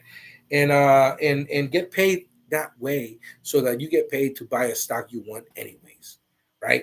And then conversely, once you are put that stock into your account and and own the stock on a day when it's green 5, 10, 15%, you can say, you know what, I have this stock that I bought via cash secure puts. It's up nicely. I bought it at $8. It's up, it's at $9 right now. I'm going to sell some $10 cash secure puts, and I'm going to get paid $1 for that. That's 100 times 100, right? So $100 to sell my stock that I bought at 8 for 10 in the future. What is wrong with that? And you bought it at 8, kind of, but like the premium you got was another $100. So you essentially really got it at 7 and you're selling it at 10. So you're really making $300 plus the $100 in premiums. So you just made $400 on a $700 investment. That's more than 50%. That's what I'm saying. That's kind of the approach I like to take. And I know I'm kind of simplifying it, but that's kind of what it is. And I know that people like to make it sound like, oh, like, like intricate and like they really know more than you, but they really don't. It's really that simple. My little avocado here. Hi, I'm a stock. This is worth $10, right? $10 here. I'd like to sell this to you. It's $10 today, but I don't want to sell it at $10 because I think in 2 months, in 3 months, this is going to be worth $12. So guess what? But I'm a nice guy. I'm willing to sell it to you for $12. It's $10 today, but I'll sell it to you for 20 because this is probably going to be worth 15 in the future. How about this? How about you give me $1 for me selling you this avocado for $10 times 100? So that's $100. I'm gonna sell it to you for $100, and then you're gonna give me $10. And in 3 months, I'll give you this avocado, right? So we'll put that $100 away here, and you're gonna give me $10 to buy this avocado. And in a couple of months, we come back, and if this avocado is worth like, I don't know, $11, here's your avocado. I'm giving it to you. Or 12, sorry. If it's $12.50 or 13, and here's your avocado. But guess what? You're gonna give me $1,200 now. But you already gave me 100, right? Or 10, whatever. Or 10. Bottom line is that I'm selling you this avocado for a lot more than I paid for it. I'm making money, and then you're paying me money for that. That's it. That's a covered call. And then 2 months from now, this avocado's $13. Guess what? Here's the avocado. Give me $1,200. And you said, well, you lost $100. Like, no, I didn't, because I got $100 or $10. You lost $10. Well, I know, because I told you that I was going to sell it to you for, $12. Sorry, I'm all over the place, but I'm tired. So $12, you gave me $1. So really, I sold it for 13. Now that I have this for $12, yeah, this $1,200 plus 100 in the past, that's $1,300. The stock's at 13. Now I can say, hey, you know what? I'll buy that avocado for $12 in a couple of months if you want. And then someone's gonna say, oh, okay, sure. And then I say, okay, cool. Give me $100 or $10 or $10. Give me $1 so that I can buy your avocado for $12. And then they give me $1. And then so what? I'm buying this avocado really for 11. I sold it for 13, really. And that's how you do it, man. You go back and forth, back and forth. I know. I'm sorry. I'm tired, guys. What do we got? Very well said, Savage UK. Happy Friday, says, let's go. Mr. Premium is in the house. Savage, back in June 1, I wrote some $20 GME to generate 26. I'm up 70%. I'm almost $800 gain. I feel like pulling the trigger since I wrote a $24 covered call as well. Realistically, I'm waiting 3 months to make the additional 30%. Take the money. Yeah, you wrote $20 cash secure puts, I'm guessing. You write a $26 cash secure put, generate $20 GME. I'm wondering if it's a cash secure. It sounds like a cash secure put that you're at 70% on. Yeah, take the money. You already made in June, so that's like 3 months. In 3 months, you made 70%. Now you have to wait 4 months for the next 30%. This makes no sense. So, just move on. Take your $800 of nobody ever got hurt taking a profit, man. And you know what? That $800, guess what you could do with that? I'm not telling you what to do with your money, but what if you bought 100 shares of SOXS with that $800? It's at a 52-week low. And just leave it there. Or that's kind of in case the semiconductors go down, which they've been going up massively lately. But if they don't go, then why don't you do this? The $800, and I'm just saying. Let's see, $800. BBAI right now, it's 510 a share. BBAI is up 5% almost, guys. Um, take, I don't know, take 700 of that money, and you could sell a BBAI $7 cash secure put, bring in 350 bucks. So guess what? Now you have $350 in your account. That's like money in the bank, and then you just took $350 right back in premium, and you could do whatever you want with that money. And you could be as risky as you want, because guess what? You just made it right now. It's cash secure put money of cash secure put money.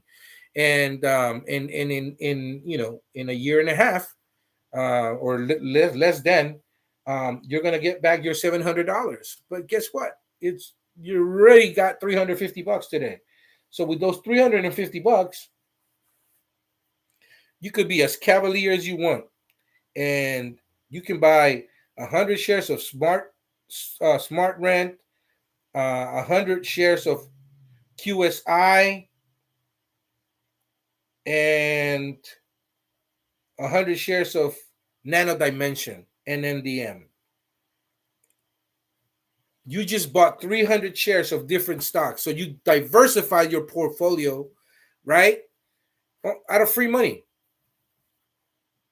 What is wrong with that? Absolutely nothing wrong with that, my friend. That's how I do it. And I can assure you that's how it works. I think that's how Mr. Premium with the option does it. So you're basically using cash secure put money that you got, which you just took off the table, and you sell another cash secure put out in fucking, a year and a half, a year and a couple of months from now, and you're bringing in 50%. What bank is going to give you 50% of that money, right? And then you're using that 50% right off the bat right now to buy some undervalued stock, right? It's been hit in, it's close to 52-week lows, and that's kind of when you take a little more of a cavalier stance in a position on a company, and then you see what happens, man. And then you're an investor. That's what you do. Anyways, guys, I've been on almost 2 hours, and guys, it's almost 2 hours already. I'm gonna hit the road because I have to start getting ready to make some lunch for the fam.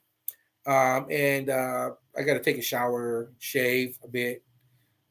Gonna take the kiddies out somewhere, and just enjoy the money that I made today. I made a lot of money today, so I already did my cash secure puts. I bought some shares. I bought some C3.ai at market price. I bought some. Rocket companies at market price. Um, let's see. I bought some Rivian at market price, and some. I bought some Sentinel One at market price. You compound it. You compound it like Mr. Premium of the option said. Compounding is a beautiful thing, and is getting interest on cash your put collateral. Agreed. Um, and so is getting interest on. Yeah, that's how you do it, man. You're basically using your account, and you're putting this cash in an ETF, so to speak, and then you do cash secure puts with that ETF out long, right? Anything that you're doing leaps on, you do on the SVWXX. I think it's the fund, and you're getting 4 or 5% returns on that money every year. And if you're taking 50% of the top right now, right, in a year and a half, year and 4 months, um, and you're bringing in 5% interest, you're basically making 55%. But remember, that's 1 year. The next year, you're gonna make 5% of 55%. So you're closer to now, like you're gonna be closer to, like, I don't know, 5% of 55% would be what? Would be like around 58%, 60%, something like that. It's just, you're gonna be up higher. than 50%. That's for sure. So that's a beautiful thing, man. That's kind of how you do it. And that's kind of how you start making, inroads into getting like a very fat portfolio, right? And look, I know guys that have done this. Exact same thing I'm doing, and they're multimillionaires right now. I know somebody that's trading a $15 million portfolio that just the same shit we're doing. It seems boring. It seems like, oh, I'm only making 15, 20%. And, you're like, I sold this cash secure put, for $8 and I'm only bringing $3. And I should have waited but like you brought $3 of that cash secure put in like 3 months or 3 weeks. And then why would you wait for 70% for like, 11 months now? It just makes no sense, right? So like take the money off the table and then keep it moving. That's why we're always looking at like 40, 50 stocks. But like my Savage 20 are 20 stocks, and these stocks are stocks that are paying a nice premium, and they're volatile stocks, yes, but they're not terrible companies. They're actually pretty good companies. They're just undervalued. Anyways, I'm gonna get out of here, guys. Thank you so much for watching. I'm probably gonna come on Sunday afternoon, like around 5-6%, 5-6%, 5-6 p.m. And then Monday, I believe I'm probably gonna come on like around 8:30 a.m. You guys have a great weekend, knuckleheads. Take care of each other. Take care of yourselves. Take care of your families. Do make sure that you use that money you're generating right now to make your lives easier.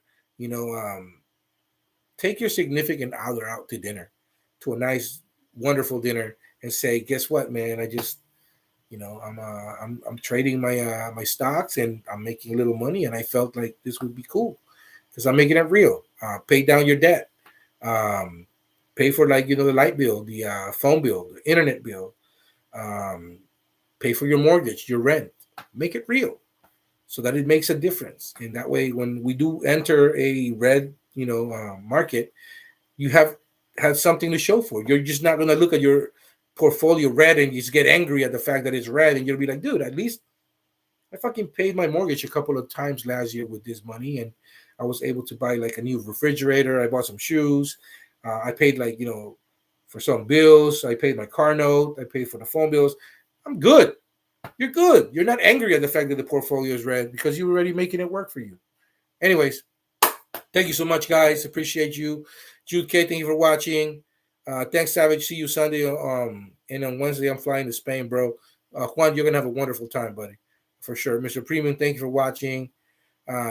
Jude K, Tom Kaufman, Juan Velasquez, Miss Pony, Bobby Atkinson, Jarrett, CKT, of course, Cindy B, Ricardo Canales, Hector, Kent's mom, Mando number 5, James of the Trees, Tom Kaufman. Let's see here. Kilua Dre, Dude Face for sure. Always be writing for sure. Jay Gill, Alex, and Double D. Guys, you guys are awesome. Thank you for watching. See you guys Sunday night or Monday morning. Until then, you guys take care of yourselves, and don't do anything I wouldn't do, knuckleheads. Goodbye.